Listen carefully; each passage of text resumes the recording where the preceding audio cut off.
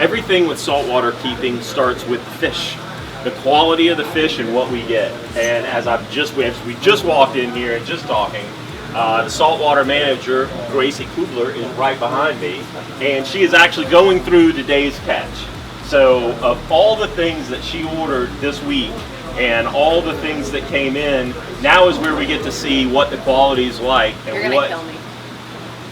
I'm gonna kill you? Yes. What did you do?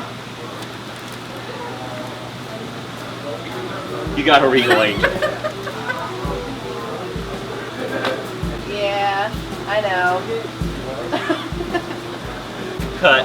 There is a list of fish that Chuck does not want me to keep, and that regal angel is on that list. So I don't know how happy he is about me getting that, and I don't know how happy Guy will be either. But I got it, so. The regal angel. It's awesome. Yeah, of course it is. And expensive. Oh, monster. Yeah, I know. And probably one of the hardest angelfish to keep. He seems happy. Yeah, he seems happy.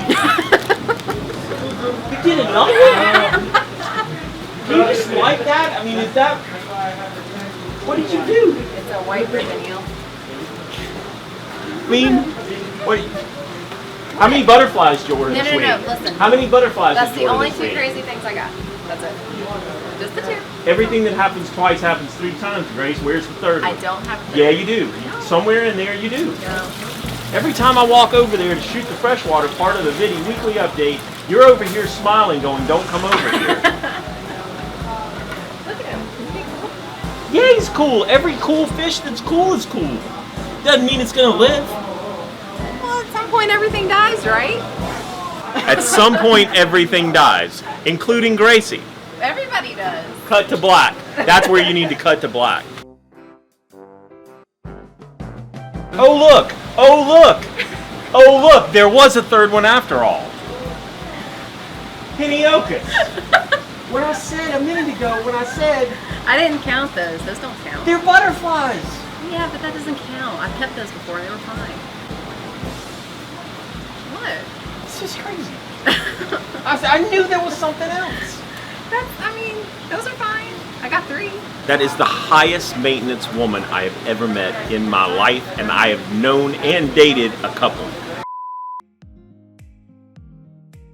Alright, hey guys, Scotty Pockets here. I want to talk to you about a coral that's probably my favorite one in the house, but because it's got a lot of personal meaning to me.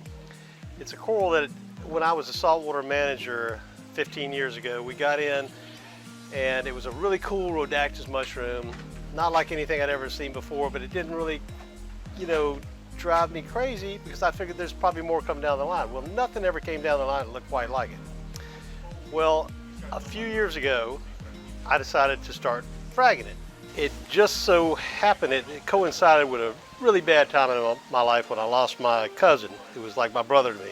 And most of you may not know this, that I was raised on a dairy farm. Well, my cousin runs our dairy farm, or ran it, I should say, I'm sorry to say.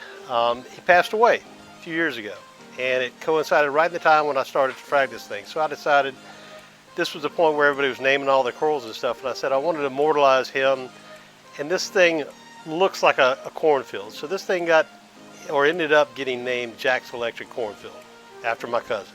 But on a happier note, the reason I'm talking about this coral is we're gonna frag it. This coral is pretty technical on fragging it because I screwed it up the first time and then learned the next time how it should be done just by accident. But it's pretty technical and it takes a little while.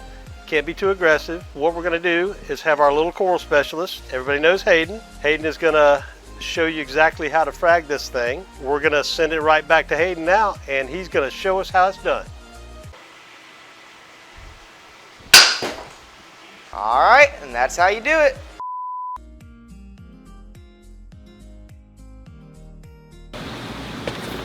Really, dude?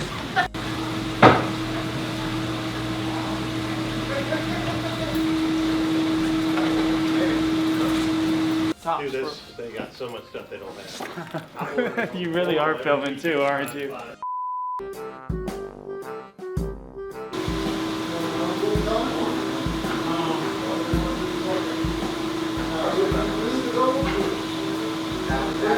this would be great for the thought balloon thing that you're going to put over my head.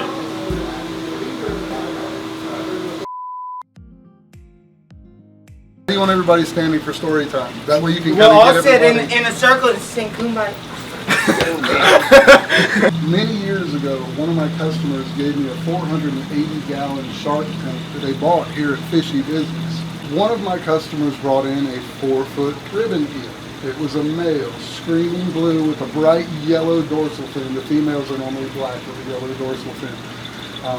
I threw it in the 480. There was a blueface angelfish, an imperator angel, a bunch of huge fish that we had for years and years. One morning, the tank is very, very, very cloudy, milky white cloudy. All the fish are breathing and gasping at the top.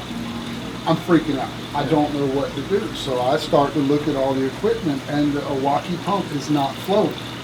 So I proceed to try to prime the pump by drawing on it, getting mouthfuls and mouthfuls of ground up blue ribbon eel.